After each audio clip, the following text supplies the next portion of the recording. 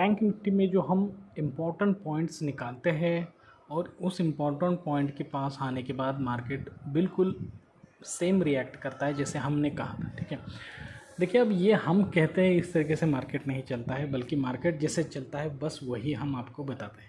ठीक है, तो कल के एनालिसिस में मैंने आपको बोला था, ये जो मैंने लेवल्स निकाल के दिए थे कल का अगर आपने वीडियो नहीं देखा है तो उसमें भी मैंने बोल दिया था कि ये जो एक पॉइंट है जहाँ पर आने के बाद हमें बाइंग मिल सकती है और इस पॉइंट के ऊपर जाकर कंसोलिडेट करेगा तो आपको ऊपर की साइड पे भी रैली मिल सकती है। अगर नहीं गया इसके ऊपर, ठीक है, तो जैसे जैसे मैंने आपको जो जो पोजीशंस में बताता हूँ आपको बैंक निफ्टी की, जैसे कि यहाँ से नीचे आएगा फिर ऊपर गया। ठीक है, अब यहाँ पर जितने सेलर है उनके स्टॉप लॉसेस के अंदर जैसे इस लेवल के ऊपर है। ठीक है, तो उसके बाद यहाँ पर फिर एक बार दोबारा, मतलब अब बैंक निफ्टी बहुत ही वोलेटाइल है ना, तो इसका मतलब ये है कि सिर्फ एक बार ऐसे नीचे आकर ऊपर जाकर फिर नीचे नहीं आएगा, तो वहाँ पर बहुत सारे बायर्स ज़रूर आएंगे। ठीक है, ऊपर जा रहा है फिर नीचे आ रहा है तो बहुत सारे बायर वहाँ पर आएंगे। ठीक है, और फिर नीचे आएगा फिर ऊपर बायर आएंगे, तो इसकी वजह से उसकी वोलेटिलिटी की वजह से वहाँ हमारा जो एनालिसिस उसका थोड़ा इफेक्ट होगा, लेकिन ओवरऑल एनालिसिस का जो इफेक्ट है वो एंड में यही हुआ कि यहाँ से मार्केट नीचे की तरफ गिरा ही गिरा।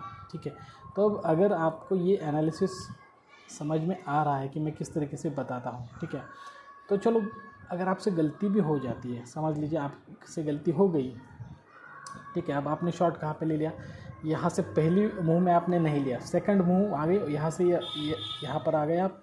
ठीक है, और यहाँ पे आपने एंट्री कर ली और आपने स्टॉप लॉस लगा लिया, एक ओवरऑल एवरेज इस लेवल के ऊपर लगा दिया और यहाँ पर 1:2 रेशो लगाया या फिर 1:1 रेशो लगाया। ठीक है, जो भी आपको ठीक लगे, अगर आपने 1:2 रेशो भी लगा दिया, ठीक है, यहाँ पर समझ लीजिए कि 1:2 रेशो लगा दिया।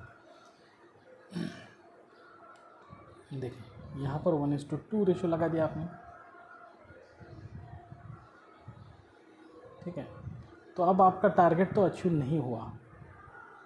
देखिए यहाँ पर एट द एंड बहुत एकदम लास्ट में जो है 1:2 रेशो भी अचीव हो गया, लेकिन अब यहाँ पे दिक्कत क्या होती है कि अगर आपने बैंक निफ्टी में इस लेवल पे एंट्री कर ली थी, ठीक है, उसके बाद मार्केट यहाँ से ऊपर गया और यहाँ इतना ऊपर जाकर आपके स्टॉप लॉस के आसपास जाकर फिर नीचे घूमा है। ठीक है, तो इस वक्त में आपको एक मेंटली देखिए हैरेसमेंट की तरह फीलिंग आ सकता है और उसके साथ साथ आपका जो प्रीमियम है वो भी डीके हो सकता है। ठीक है, तो इसके लिए मैंने जो उपाय आपको बताया है वो उपाय मैंने अपने हर एक वीडियो में बताया कि अगर 44,000 पे मार्केट है और आप वहाँ पे पुट ले रहे हो तो आपको जो पुट लेना है वो 44,100 का पुट लेना है। ठीक है, यहाँ इसके ऊपर का, ठीक है, 44,100 का, इसका इफेक्ट क्या होता है कि उसका प्रीमियम डीके कम होता है और उसका जो मतलब थीटा जो होता है वो कम होता है और उसका जो डेल्टा है वो ज़्यादा होता है, इसकी वजह से आपका टारगेट अचीव होता है। ठीक है, तो ये एक आपको यहाँ पर मैंने बता दिया। अब चलिए यहाँ पर मैंने आपको जिस तरीके से समझा उसी तरीके से मार्केट चला है। अब मैं यहाँ के सारे ड्राइंग्स निकालूंगा और नए से हम यहाँ पर सपोर्ट रेजिस्टेंस लगाएंगे और कल के लिए फिर एक बार एनालिसिस यहाँ पर लगाएंगे। ठीक है, और एक हमारा व्यू रहेगा कि कल क्या हो सकता है, एक अंदाज़ा। ठीक है, तो देखिए यहाँ पर आने के बाद और एक बार मार्केट ने हमें ये साबित कर दिया है कि ये जो ऊपर वाले लेवल्स है वो सच में बहुत ही ज़्यादा पावरफुल लेवल्स है। ठीक है, तो ये हमारे लिए सपोर्ट, अब यहाँ पर 2 सपोर्ट निकल कर आ रहे हैं, क्योंकि नीचे के लेवल पे 2 सपोर्ट बहुत ही स्ट्रांग निकल कर आ रहे हैं। ठीक है, तो यहाँ पर ये 2 सपोर्ट हमने लगाए। ठीक है, अब यहाँ पर मैं बिल्कुल भी कोई पिवट पॉइंट नहीं देख रहा हूँ, कोई यहाँ पर फिबोनाची का रेशो नहीं देख रहा हूँ, ओवरऑल ये सब हमारा ऊपर, ठीक है, एक एक्सपीरियंस के साथ चल रहा है, वो भी आपको भी आएगा इस तरीके से। देखिए अब यहाँ पर जो है ना ये काफ़ी इम्पोर्टेंट लेवल है। ठीक है, तो इसी हिसाब से ये लेवल और इसी हिसाब से आज भी यही लेवल, कल के लिए भी हम यहाँ पर यही लेवल निकाल कर रखेंगे दोस्तों। यहाँ पर मैं मार्क करके रखता हूँ ताकि कल के एनालिसिस में आपको यहाँ पर फ़ायदा हो सके। अब बाइंग के लेवल जो है इम्पॉर्टेंट लेवल हमारे लिए, पहला लेवल ये है और सेकंड लेवल ये है। ठीक है, तो उसी हिसाब से हमारे लिए यहाँ पर हम इसे निकाल के रखेंगे।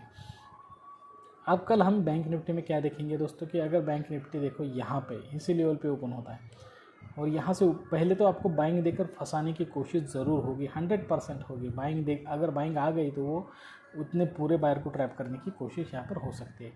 ठीक है, उसके बाद मार्केट यहाँ से नीचे आएगा, लेकिन आपको उस आने वाले मूव में एंट्री नहीं लेनी है, पुट साइड पे नहीं एंट्री लेनी है, बाइंग होने दीजिए।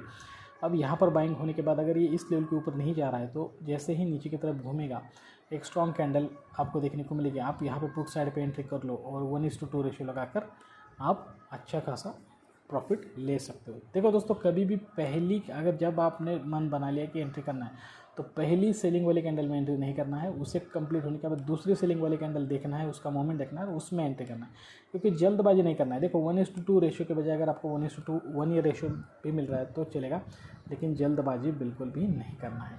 अब देखो दोस्तों, मार्केट अगर गैप डाउन होता है और इस लेवल पे ठीक है इस हमारे सपोर्ट के नीचे आता है और यहाँ पे कंसोलिडेट करके ऊपर जा रहा है तो भी आपको तुरंत उसमें बाइंग साइड पे नहीं जाना है। अगर वो नीचे आ रहा है और इस लेवल को ब्रेक नहीं कर रहा है, हमारे इस लेवल को स्टॉप लॉसेस को, ठीक है, तभी आपको उसमें बाय करना है। तो फिर एक बार देख लीजिए कि क्या हमें यहाँ पे इस तरीके से कंसोलिडेशन मिल रहा है। अगर मिल रहा है, ऐसे मूव मिल रहा है, तो आप यहाँ पर नीचे की तरफ कॉल साइड पे जा सकते हो। ठीक है, तो कॉल साइड पे किस तरीके से एंट्री करना है, पुट साइड पे किस तरीके से एंट्री करना है, ये हमने यहाँ पर बता दिया। देखिए, ज़्यादा से ज़्यादा चांसेस ये है कि मार्केट नीचे की तरफ ही आएगा, क्योंकि मार्केट को ज़्यादा से ज़्यादा स्टॉप लॉस नीचे की तरफ मिलेंगे, डायरेक्शन नीचे की तरफ मिलेगा। बस आपको नीचे की तरफ आपको पता चला है कि मार्केट कहाँ पे जाना है, आप इसमें फॉर्म रहो कि नीचे की तरफ जाना है, लेकिन बस आपको एंट्री ऐसे तुरंत नहीं लेना है। ऐसे आए, नीचे आए, फिर ऊपर आए और जैसे नीचे घूमे तो इस वक्त में इस लेवल पे सेल ऑन द राइज पे एंट्री ले लेना है। ठीक है, तो बैंक निफ्टी में आज के लिए बस इतना ही। आप चलते हैं, हम निफ्टी में चलते हैं। निफ्टी में चलेंगे उससे पहले एक बार क्रूड ऑयल में पोजीशन क्या हुई ये भी देखेंगे। क्रूड ऑयल की पोजीशन देखकर, ठीक है, तो देखिए दोस्तों, यहाँ पर क्रूड ऑयल में बाइंग हो रही है दोस्तों। ठीक है, देखिए अब मैं यहाँ पे आपको समझाऊंगा 15 मिनट में। ये जो है ना, इसका बाइंग वाला एरिया है। ठीक है, ये जो है इसका बाइंग वाला एरिया 52 मूविंग एवरेज के ऊपर है। अब इसमें एंट्री करना हमारे लिए धोखादायक हो सकता है। ठीक है, क्योंकि क्रूड ऑयल का क्या हुआ है कि यहाँ से यहाँ तक बायर आ चुके हैं। तो अब यहाँ पर रैंडम जो बायर हैं उनके स्टॉप लॉसेस हंड होंगे। तो यहाँ पर ऑपरेटर इस लेवल पे बैठे हुए हैं, तो ऑपरेटर ज़्यादा से ज़्यादा ट्राई करेंगे कि यहाँ से मार्केट और थोड़ा सा नीचे आए। ठीक है, और यहाँ से ऊपर ले जाएंगे। मतलब यहाँ पर जितने भी बायर हैं उनके स्टॉप लॉसेस हंड करेंगे, और जैसे हमें इस तरीके से अपॉर्चुनिटी मिलेगी नीचे आकर ऊपर जाने की, तभी हम उसमें एंट्री करेंगे। ठीक है, तब तक जल्दबाजी नहीं करेंगे दोस्तों। ठीक है, बस ये एनालिसिस मुझे बताना था, इसलिए मैं आपको क्रूड ऑयल में लेकर आया। आप चलते हैं हम निफ्टी में।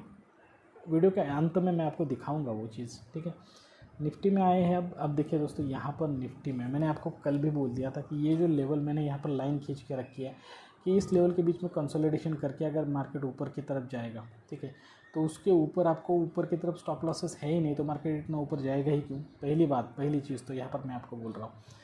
ठीक है, जस्ट निफ्टी में चलते हैं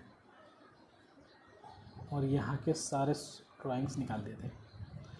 अब मार्केट जो इतना ऊपर आया है दोस्तों, ठीक है, तो उसने क्या किया है कि यहाँ पर डिमांड शुरू कर दिया है क्या। ठीक है, डिमांड शुरू हो गई क्योंकि इसने इस लेवल को ब्रेक कर दिया, यहाँ पे कंसोलिडेट किया, अब ऊपर गया। अगर मार्केट कल, ठीक है, इस लेवल के नीचे नहीं आ रहा, मतलब कौन से 18,280 के नीचे नहीं आ रहा है, ठीक है, यहाँ से नीचे आया पहले सेल देकर ऊपर चला गया, ठीक है, तो हमें मार्केट में कल भी एक तो कंसोलिडेशन या फिर बाइंग देखने को मिलेगी निफ्टी में। ठीक है, तो अब उसके लिए हम क्या करेंगे, यहाँ पे 15 मिनट में जाकर पहले इसका सपोर्ट और रेजिस्टेंस निकालेंगे।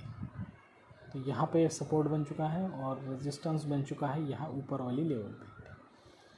तो दोस्तों अब देखो, यहाँ पर अगर मार्केट में ऐसा होता है कि मार्केट इस तरीके से ऊपर चला जाएगा निफ्टी में, ओके, और ऊपर से नीचे आ रहा है और दोबारा यहाँ से ऊपर जा रहा है, लेकिन ऊपर जा ही नहीं रहा है, सेलरिंग प्रेशर ज़्यादा है, तो यहाँ पर आप एंट्री ले सकते हो पुट साइड पे, और 1:2 या फिर 1:1 रेशो लगाकर आपका अच्छा खासा यहाँ पर टारगेट अचीव हो सकता है निफ्टी में। लेकिन अगर दोस्तों मार्केट गैप डाउन होता है, ठीक है, और यहाँ पर हमारे इस लेवल के ऊपर सपोर्ट लेवल के ऊपर ही कंसोलिडेट कर रहा है और यहाँ नीचे की तरफ रैली दे रहा है, तो आप फर्स्ट मूव में भी यहाँ पर एंट्री कर सकते हो, स्टॉप लॉस लगाकर यहाँ पर पुट साइड पे चले जा सकते हो फर्स्ट मूव में। ठीक है, जैसे वो नीचे आएगा, अगर आप कंफर्मेशन लेना चाहते हैं तो इसे ऊपर आने दीजिए और यहाँ से भी नीचे जा रहा है तब भी आप एंट्री ले सकते हो। यहाँ पर स्टॉप लॉस लगाओ 1:2। तो पुट साइड के बारे में मैंने आपको यहाँ पर बता दिया। आप कॉल साइड के किस तरीके से हो सकता है, कॉल साइड के बारे में आपको यहाँ पर बताऊँ। देखो, कॉल साइड के बारे में बताना है, लेकिन उसके बाद पहले आप एक लॉजिक समझ लो दोस्तों, कि जिस वक्त मार्केट में यहाँ से यहाँ तक सेलिंग हुई है और मार्केट फिर यहाँ से यहाँ तक गया है, तो मार्केट इसके ऊपर क्यों जाएगा। लॉजिकली समझो ना, यहाँ पर जितने भी बायर है रैंडम बायर, उनका फ़ायदा ऑपरेटर क्यों करेंगे ऊपर जाकर। जैसे ही मार्केट ऊपर जाएगा उनके प्रीमियम के रेट बढ़ेंगे ना दोस्तों, तो मार्केट क्यों ऊपर जाने की कोशिश करेगा। ठीक है, इसका मतलब क्या है कि यहाँ पर जितने भी स्टॉप लॉस है वो यहाँ पर है। ठीक है, और जितने भी यहाँ पर आपको कॉलर्स फंसे हुए हैं, बायर्स फंसे हुए हैं, उन सब के स्टॉप लॉस हंट करेगा मार्केट। और ज़्यादा पोजीशन हमें यहाँ पर दिखाई दे रही है ना कि यहाँ पर ही सेलर ज़्यादा बैठे हुए हैं इस पॉइंट पे। तो क्या हो सकता है कि मार्केट इस तरीके से बायर को फंसाने की कोशिश करेगा भी। ठीक है, कंसोलिडेट भी करेगा, एक बड़ी मूव भी दे सकता है बाइंग की। तो इसमें आपको लगेगा कि अब यहाँ से ऊपर ही जाएगा, तो यहाँ पर बहुत सारे रैंडम बायर आ सकते हैं, तो वही उन रैंडम बायर्स को ट्रैप करके मार्केट धड़ाम से नीचे गिर सकता है। लेकिन उस वाले रैली में भी आपको एंटर नहीं लेना है। जैसे ही धड़ाम से गिरेगा ऊपर बाइंग होगा और फिर नीचे जब आ रहा है उस वक्त आपको पुट साइड पे एंट्री ले लेना है। ठीक है, तो मैं ऐसा नहीं कह रहा हूँ कि मार्केट सेलिंग ही हो सकता है। देखो मार्केट सेलिंग होता है, लेकिन कभी कभार क्या होता है कि वो 1-2 दिन के लिए एक्सटेंड भी हो सकता है। जानबूझकर मार्केट में बाइंग भी करवा दी जाती है, समझे, बहुत सारे लोगों को ट्रैप करने के लिए। तो लेकिन हमें हमारी जो सिचुएशन है अगर वो मिलती है, जैसे मैंने अभी इसमें निफ्टी में समझाई है, बैंक निफ्टी में समझाई है। ठीक है, जो पॉइंट्स है ना, तो इम्पॉर्टेंट पॉइंट्स के पास आने के बाद उसकी रिएक्शन देखना है। जैसे निफ्टी के लिए ये वाले इंपॉर्टेंट पॉइंट हुए सेलिंग वाला, और यहाँ पर बाइंग वाला, और यहाँ पर इसके नीचे बाइंग वाला पॉइंट है। ठीक है, तो इन पॉइंट्स पर आने के बाद मार्केट किस तरीके से रिएक्ट करता है। रिएक्ट करता है मतलब समझो मार्केट यहाँ पे आया, यहाँ पे बाइंग दे रहा है, तो आप पहली मूव में बिल्कुल भी नहीं जाना ना, उसकी रिएक्शन को आपका एक्शन नहीं देना है।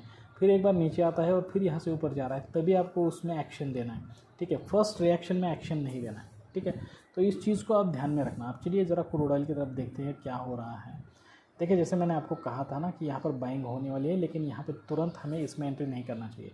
ऐसा हो सकता है कि यहाँ तक आकर, शायद इस लेवल तक आकर एक अंदाज़ा होता है सभी चीज़ों का, इस लेवल तक आकर मार्केट ऊपर की तरफ घूम सकते हैं। तो हम इसमें यहाँ पर बाइंग करेंगे, स्टॉप लॉस इस लेवल के इर्द गिर्द नीचे लगाएंगे, 1:1 रेशो लेंगे और यहाँ से हम क्रूड ऑयल में आगे देखेंगे दोस्तों। अगर क्रूड ऑयल में हमें अच्छा खासा मौका मिलता है तो ही हम इस पर वीडियो बनाएंगे, अदरवाइज़ हम उसमें भी वीडियो भी नहीं बनाएंगे और ट्रेड भी नहीं लेंगे। ठीक है दोस्तों, तो दोस्तों आज के लिए बस इतना ही। बैंक निफ्टी और क्रूड ऑयल का यहाँ पर बिल्कुल पूरा साइकोलॉजी मैंने प्रैक्टिकल आपको बताया है। अगर ये वीडियो आपको अच्छा लगा है और इससे आपको ज़रा सा भी फायदा हो तो प्लीज़ हमारे चैनल को लाइक करना, शेयर करना, सब्सक्राइब करना, ज़्यादा से ज़्यादा अपने दोस्तों रिश्तेदार के साथ हमारे चैनल को शेयर कीजिए। जल्दी इस तरह के अच्छे और इन्फॉर्मेटिव वीडियो के साथ आप सभी से मुलाकात होगी। तब तक के लिए दीजिए इजाज़त। Thank you very much, bye bye दोस्तों।